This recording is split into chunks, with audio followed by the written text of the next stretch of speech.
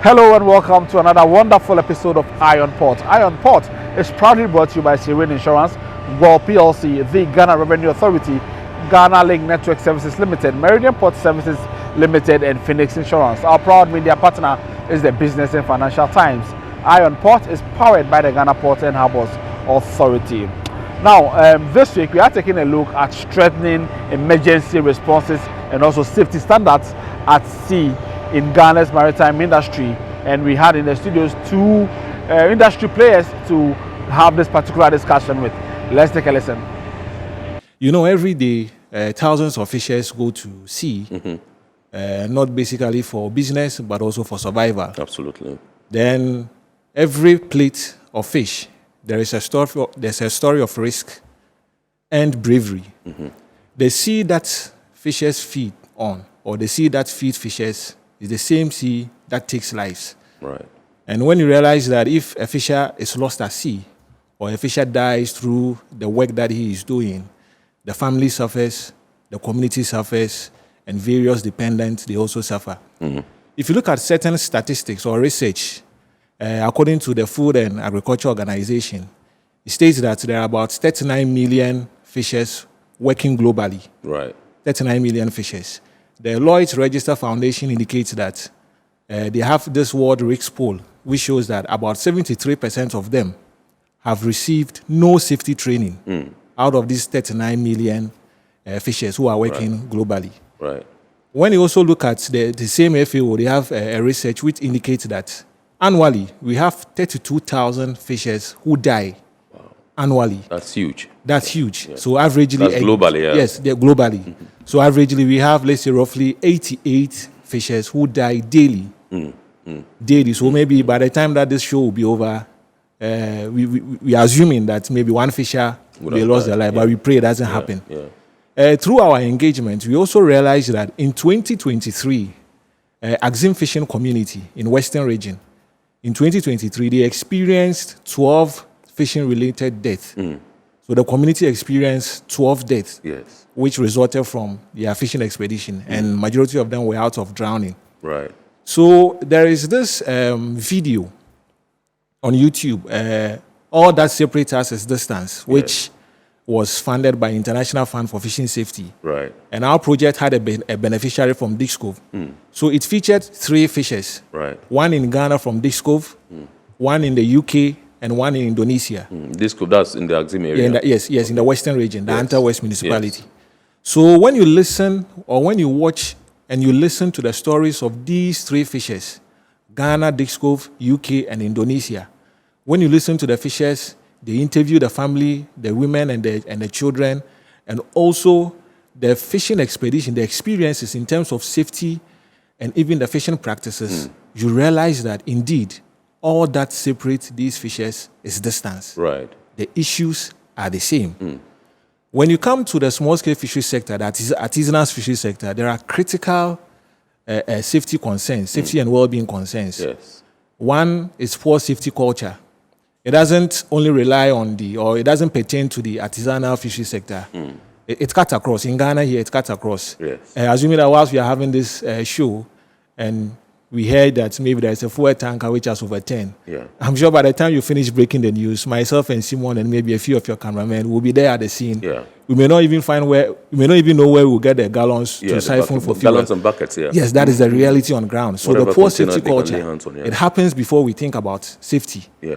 Environmental and weather conditions. The sea has its own phenomenon. Yeah. It behaves its own way. Yeah. So fishers need to adapt. Infrastructure, it is a challenge. There are some fishers, when they go to sea, they want to return. After 2 or 3 days expedition, they want to return. Right. But you may realize that by the time that they will return back from sea, it will be in the night. So illumination at the landing beach becomes a problem. Right. Safe landing and all these things. So they may need to stay extra hours. Sure. That few extra hours, you may not know what will happen. Yeah.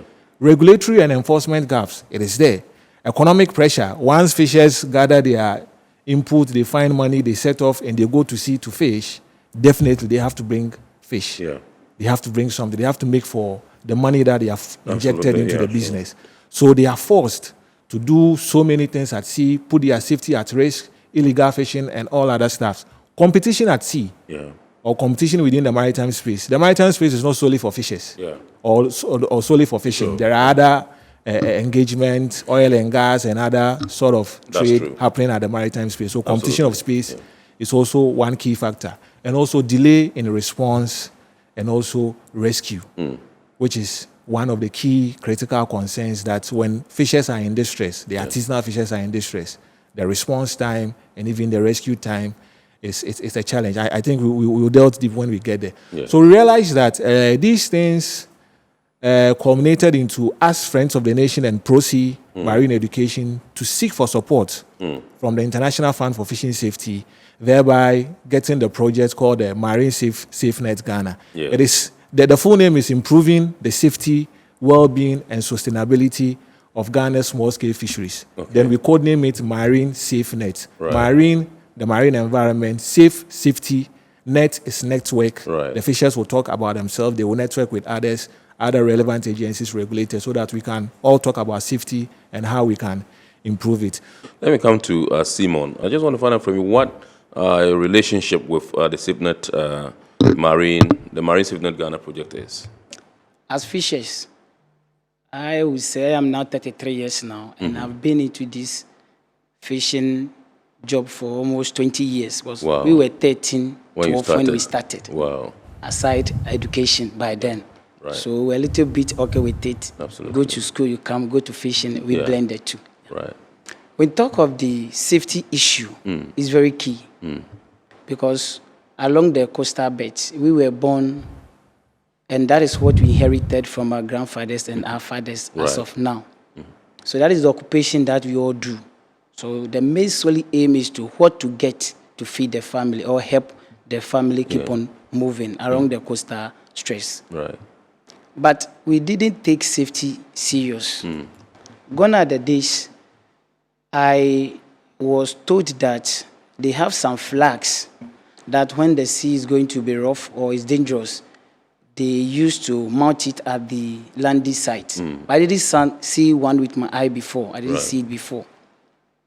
But as we keep on growing, we realize that the world is changing drastically.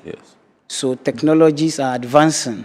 We don't take safety serious as fishers because we just wake up, we gather ourselves, we go to the beach or to the shore. But most of us, we don't have a landing site. So we always fight with nature.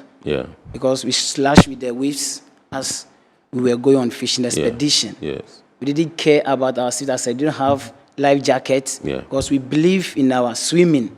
Fishers believe that the fact that we can swim, we are good to go. But at times it fails us. It fails us because swimming deals with strength and then energy. So when your energy becomes exhausted, what will you do? You can't do anything. If, let's say, you have an incident on fishing expedition or you crash with either ships or inshore vessels, we don't have anything to do again. You drown and die. So we realize that death becomes something rampant along the coastal stretch, but they don't take report of it or they don't take notice of it. We don't have a data in every year to show that, oh, MTT, you have accident that happened on the road and this with this category, female with the age size. Along the coastal belt, you don't have that. And I don't know which institution is supposed to be keeping that data or supposed to be doing that thing.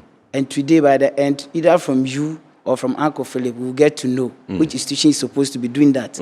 Because fishers have a lot of population. When you do the statistics, you get it. So we don't have that safety around the coastal belt. Until when Friends of the Nation also came into existence for a very long time, they also realized that, no, fishers are suffering.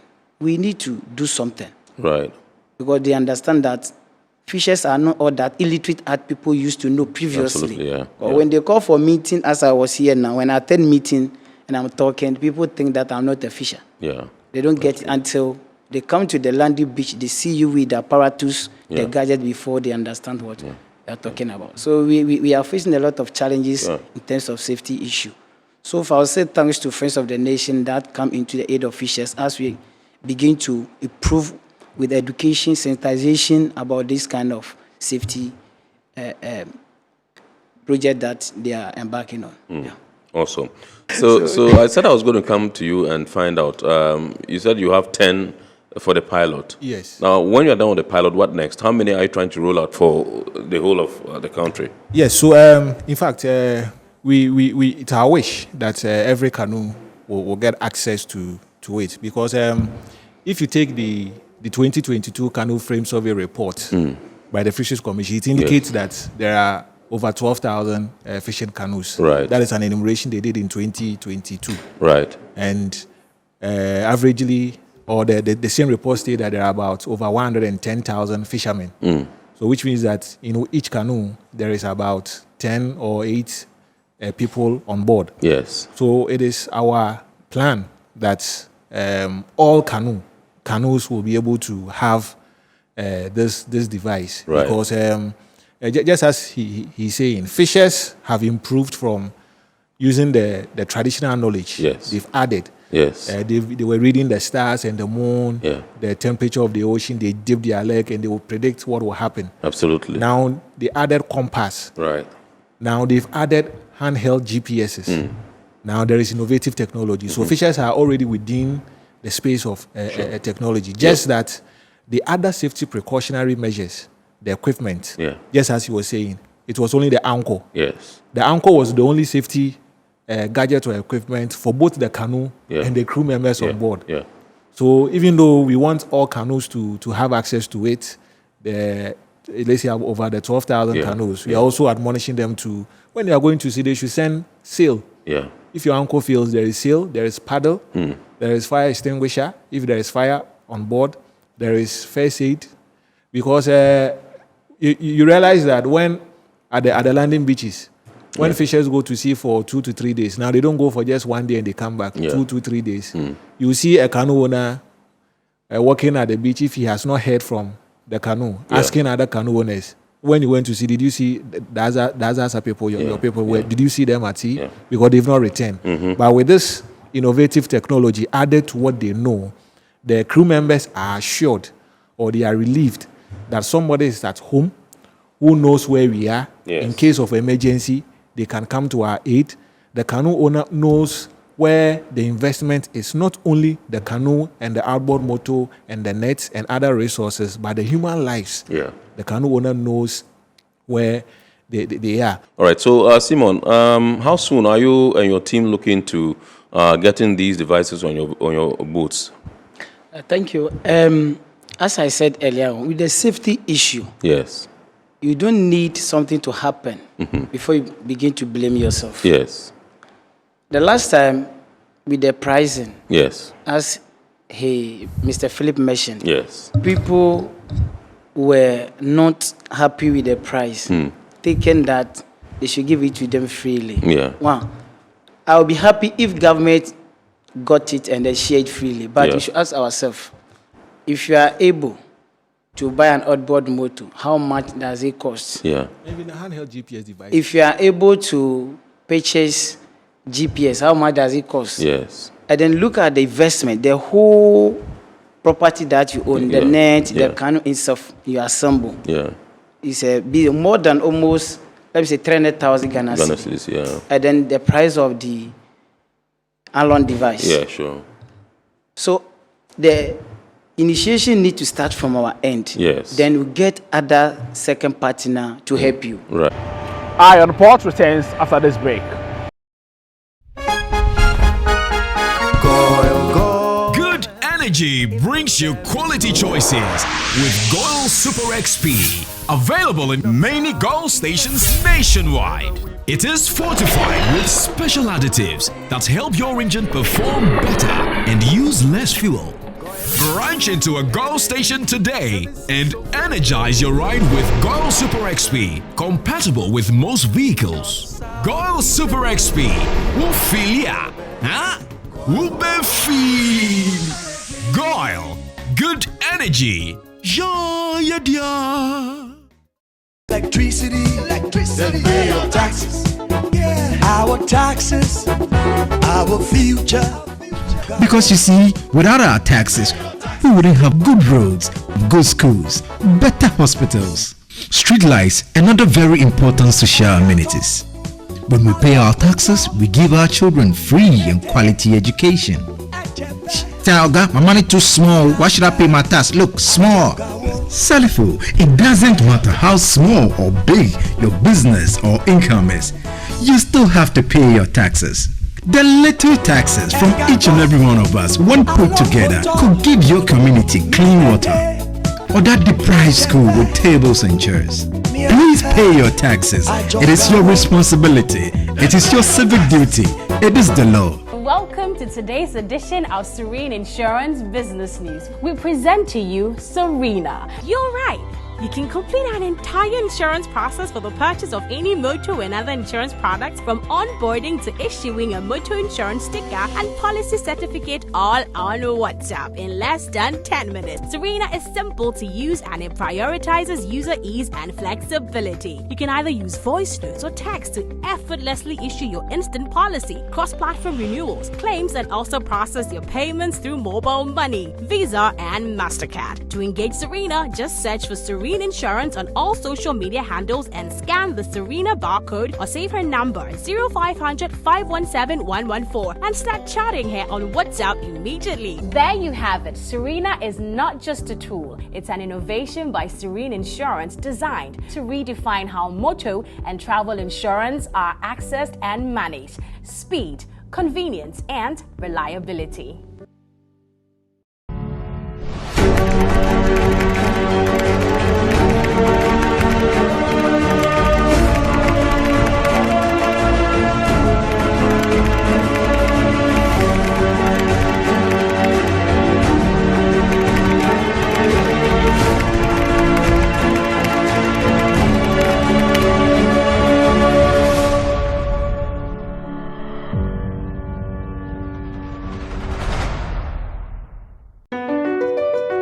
MPS Terminal 3 is Africa's new state-of-the-art container terminal at Tema Port. For manufacturers, agro-processors and traders, the new port means business can be done faster. This infrastructure boost will improve Ghana's port handling capacity, connect more trading routes, and oil the engine of growth for the economy, creating greater opportunities across all sectors as Africa's markets merge and become the largest trading bloc globally. MPS, we connect, you thrive.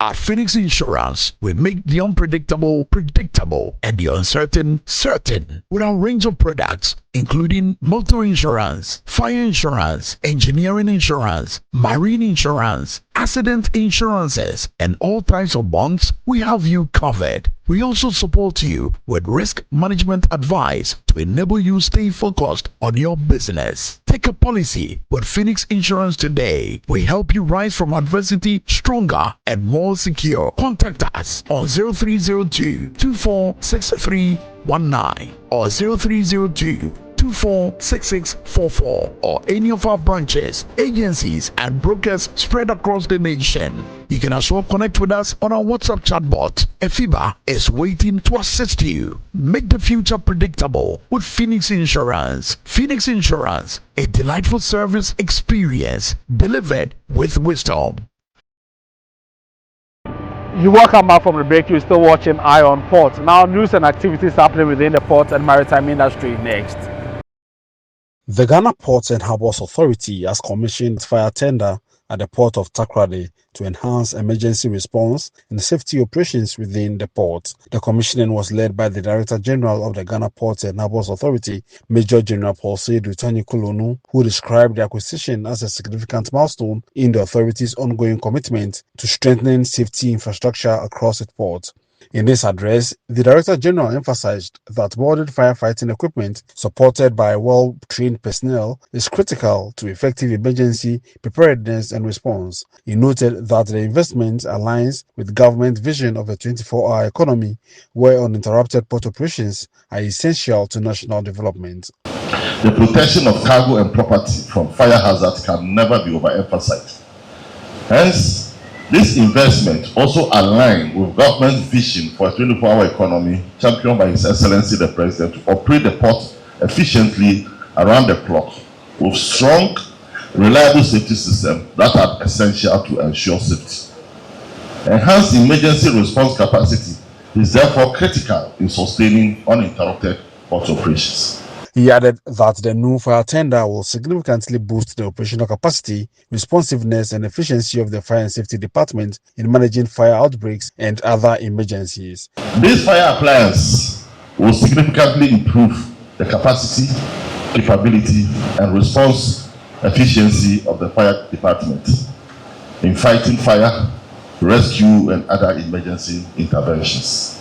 I will encourage all of you to continue demonstrating professionalism and dedication in the discharge of your duties.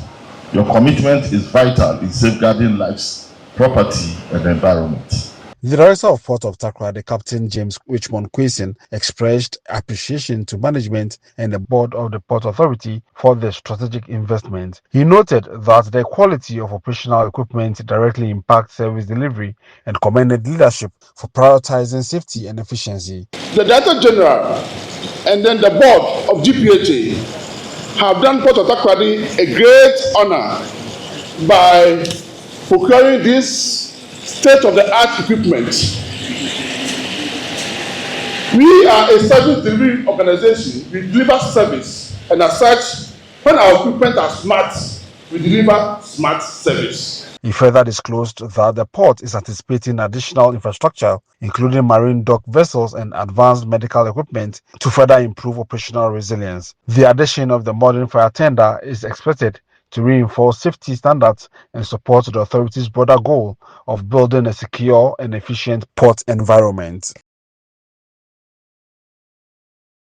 Sea Women's Hub, a non-profit organization dedicated to creating awareness about the opportunities within the maritime industry to Ghanaian females, has organized a maritime career outreach in Accra under the theme She Can Sail, Exploring Careers at Sea. The gathering brought together current and former captains, final year students of the Regional Maritime University, as well as students and teachers from various junior and senior high schools within the Greater Accra region. The aim was to broaden the horizons of young ladies by introducing them to maritime career paths, opportunities, and job prospects in the industry, while also increasing the female workforce in the global maritime sector. In her remarks, maritime engineer and founder of Sea Women's Hub, Esther Yaira Avoklia, shared her experience as a female seafarer and encouraged students to take up opportunities within the maritime industry and make the most of them. The maritime industry is attainable. You can also get to work in it. Your gender is not a limitation. Your background is not a limitation. Your schools are not limitations. The only limitation is your mindset. Ghana's maritime industry is growing. We are expanding the various ports. The growth is driven by modernization and all that. It is clear that we need more professionals. And we don't just need one part of the population, we need women as well. Second Officer on Celebrity Cruises and President of the Regional Maritime Alumni, Gifsi Edu Jimfi, in the presentation urged the students to build their capacity by acquiring the necessary skills and knowledge and to strive for excellence in their chosen fields. So it comes from here, the knowledge. This is how you can beat them to it. So if you go on board, and even if your captain hates you, your captain doesn't like you, if it comes to a job, if it comes that I need a good person to make passage line from this port to that port, no matter how he hates you, he will come back to you to call you for you to do it.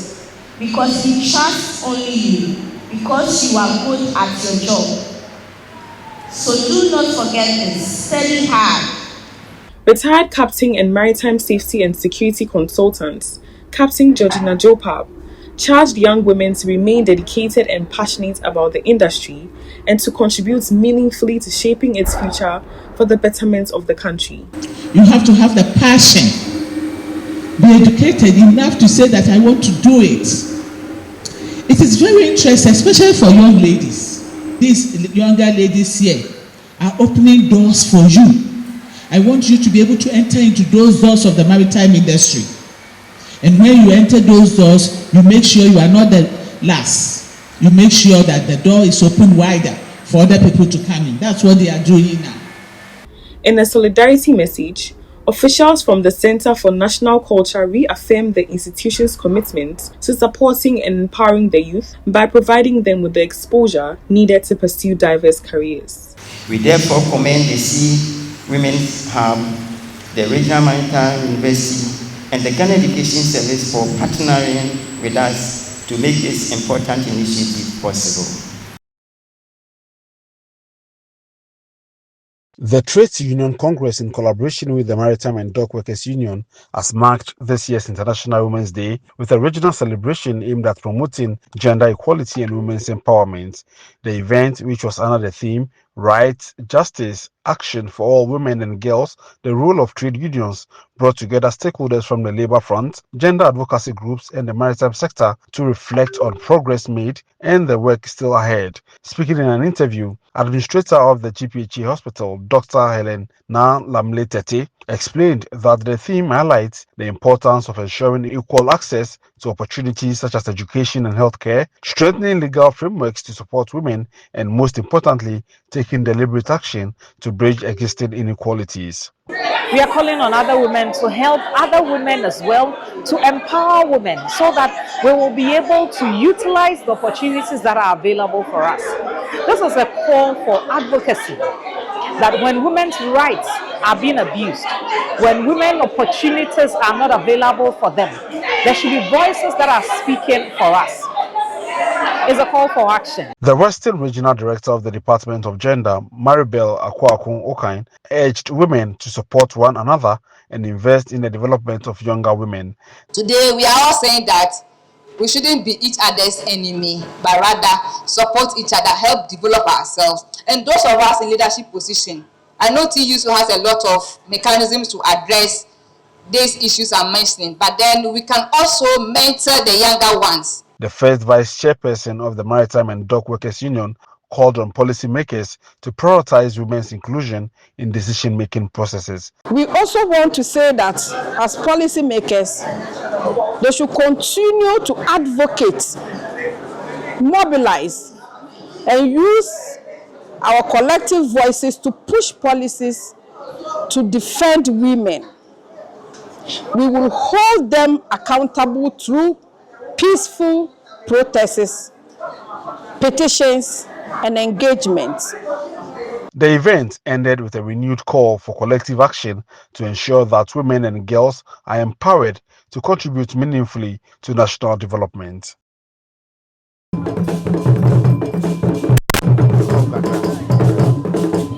The Tema Port community came alive with color, music and cultural pride on Friday, March 13th, as staff of the Ghana Ports and Harbours Authority gathered for a special Rep Your Region cultural display at the ports. Organized by the Tema Port Marketing and Public Affairs Department, in collaboration with the Director of Ports Office under the theme, Anchored in Heritage. The initiative forms part of activities being held throughout March to promote cultural identity and national pride. Staff across the port reported to work dressed in traditional attire, representing their respective regions, creating a vibrant display of Ghana's cultural diversity within the port community.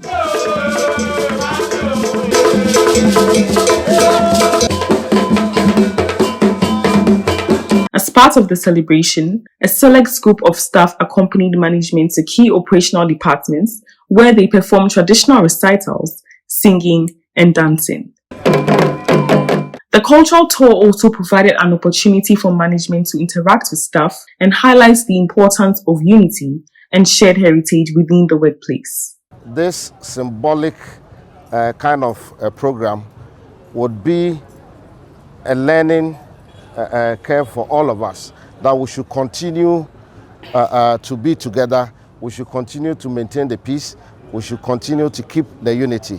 Congratulations, and let's get back to work for Mother Ghana.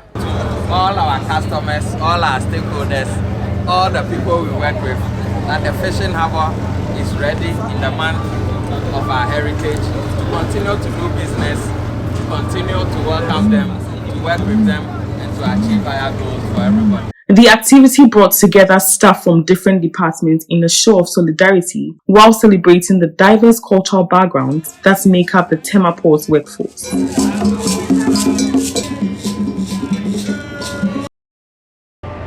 Well, schedules of vessels in the port, those at anchorage and those expected in the coming week, plus the Bank of Ghana exchange rate you may need to know to clear your goods from the port next.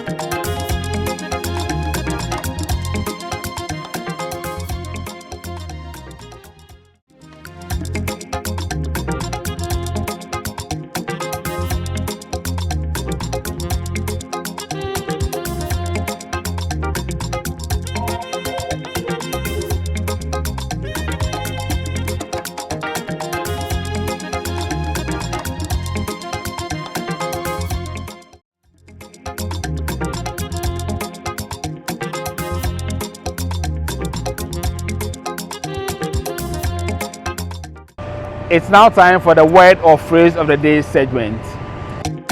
Shunting. The act of moving the cargo, especially vehicles, within the terminal or ports or from one terminal to another in the same ports on its own wheels. In rail, it is the process of sorting items of rolling stock into complete train sets or the reverse.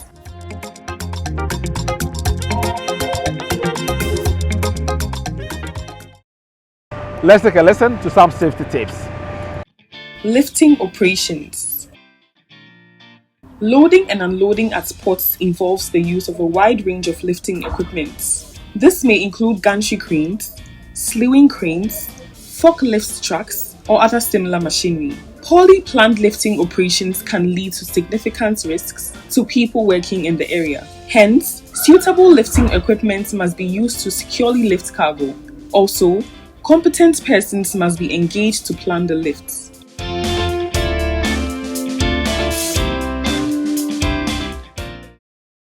We have your comments next. Nibibio from Amasamite says, "This initiative looks good and I wish to see expansion. What kind of government backing or policy support is needed to sustain this project?" What we have in our laws, it supports the usage of this device. And we are currently working with the government. In fact, our proof of concept report, where we piloted this device last year, October, up to now. They are not giving us back the devices. We've gone back, we just want to retrieve, but they are saying that no, don't come to the shore for your device, you need it. So we've sent the report to government. So we are discussing with them to see how best government can come in to cushion the fishes if they need be. Yes. Facey Torson from Cape Coast says, "I want to know who should be held accountable when a distress alert is sent and no help arrives on time." In fact, I think we know where, in terms of emergency or distress, we look at the security agencies or the enforcement agencies. But this one, we are also looking at how the fishers can help themselves. A fisher-centric approach. So within the community level, I think before technology and other gadgets, fishers were rescuing themselves at sea. They have their own search and rescue, which we also have a plan to improve and strengthen that search and rescue committees. When you go to the various landing beaches, we have landing beach enforcement committees there. We want to strengthen them, rope the safety idea, so that when, for example, the incident that happened to Simon, they went to their own rescue. So we know that the regulator or the security agencies will need to come in, but look at where they are. We normally say that the canoes are small in sizes, but they are too big to ignore. They are too many. So you use their strength for them to help you as a regulator or as an enforcement agency when there is distress. So we are strengthening, empowering the fishers to also collaborate with the various regulatory agencies, so that in terms of search and rescue or distress signal, they can all come to their aid. So I indicated that this device can be integrated into the various monitoring systems that the security agencies that they have, or the monitoring and security agencies that they have. Yes, so that is what we are working towards. All right. So that's all for this week's episode of Eye on Port. Thank you for watching, and thanks to the entire crew. Join us same time next week, and also follow us on our various social media platforms on your screens.